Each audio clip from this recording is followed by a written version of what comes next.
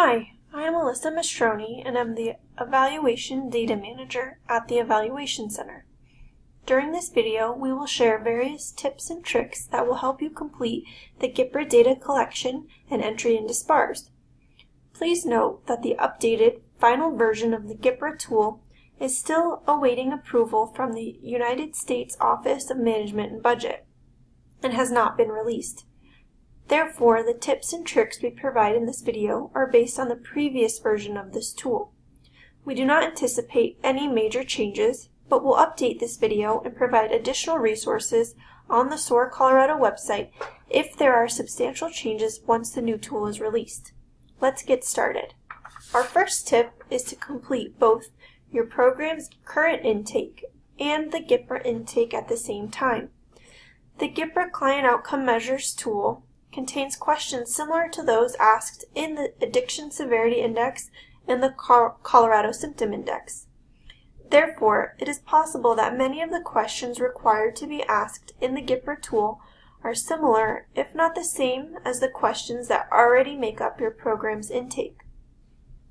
If this is the case, we recommend that you complete both intakes simultaneously.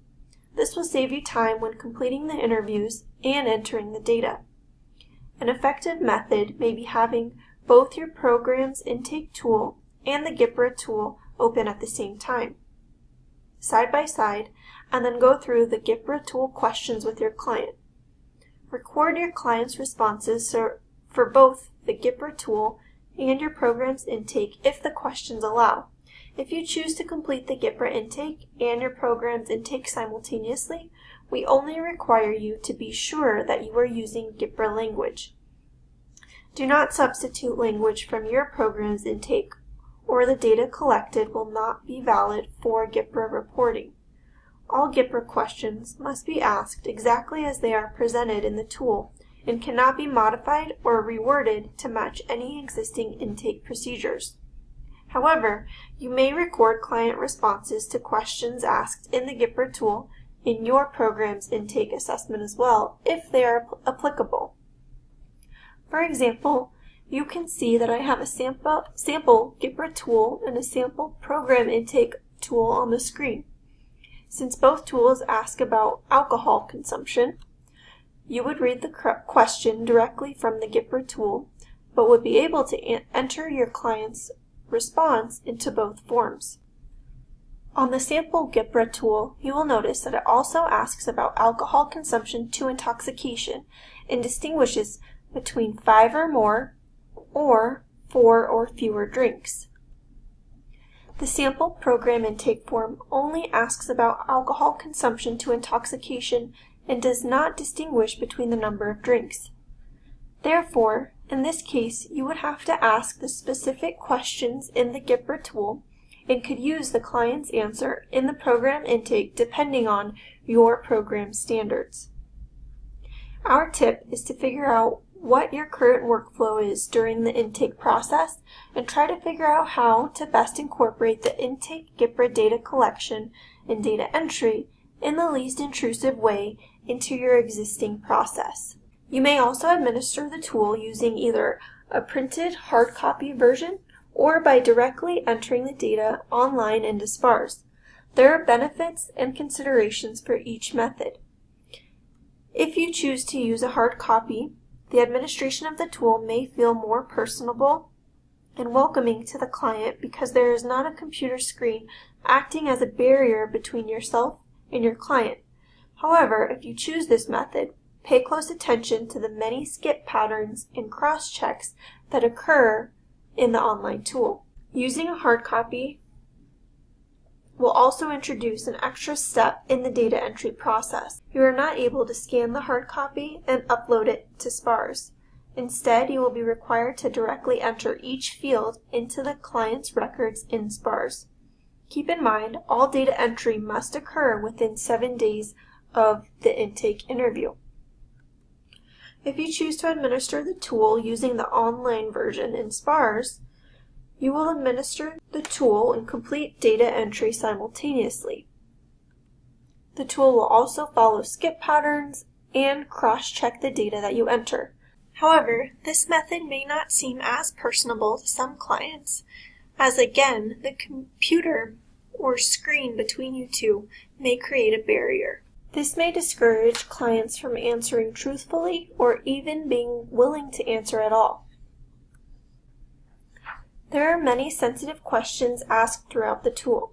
It is helpful to tell your client when you are transitioning to a new section and warn them about any sensitive questions ahead of time. Although some clients may perceive questions differently than others, sensitive topics discussed in the tool include mental health, substance use, crimes and criminal justice, suicidal ideations and attempts, and income, including illegal income sources. Sensitive questions depend on the perception of your client. It is important to keep in mind that any question asked throughout the tool may reactivate trauma in your client. If your client reports suicidal ideations or attempts, it is important to get them help immediately before they leave the interview, even if this means stopping the interview itself. Finally, some other data entry tips include using the Tab key to move quickly forward or the Shift and Tab key keyboard shortcut to easily move backward when navigating through the data fields in the tool. If you are logged into SPARS, it is important that you are actively entering the data because the system will time out after 20 minutes of inactivity. If the system times out and you did not submit the data, you may be required to enter all of the data again. In order to advance through the reporting system, you must enter a valid value in each field. Fields cannot be left blank.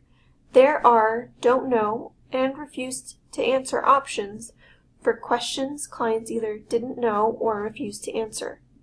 Finally, partial records cannot be saved. The entire record must be entered and submitted before it is saved within SPARS. Keep in mind, it is extremely important that accurate values and answers are recorded in SPARS. Some fields within the tool may be edited, however there are sections that cannot be edited once the tool is submitted. This includes the records management section. Therefore, if you accidentally submit an incorrect value, such as an incorrect client ID, please contact the Evaluation Center at GPRA@soarcolorado.org. If incorrect client information is submitted, there may be additional steps required to re-enter the entire client record. Thank you for watching this video. We hope these tips and tricks make your GPRA data collection and entry processes more efficient. Please check out the SOAR Colorado website for more resources.